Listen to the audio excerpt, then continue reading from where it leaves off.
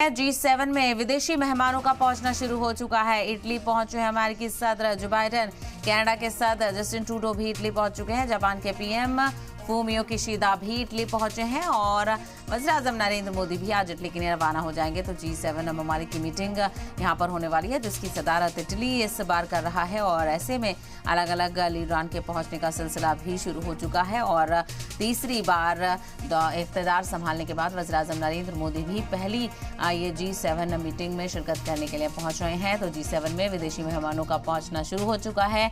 अमेरिकी सदर Joe Biden पहुंच चुके हैं, कनाडा के सदर ट्रूडो भी इटली पहुंचे हैं, जापान से भी पीएम फूमियो किशिदा भी इटली पहुंचे हैं। तो वहीं पीएम मोदी भी आज इटली के लिए रवाना हो जाएंगे और G7 की मीटिंग में वज़ीर-ए-आज़म नरेंद्र मोदी भी शिरकत करेंगे। कई मुद्दों पर, दाखिली मुद्दों पर बातचीत भी होगी इटली के साथ पीएम से।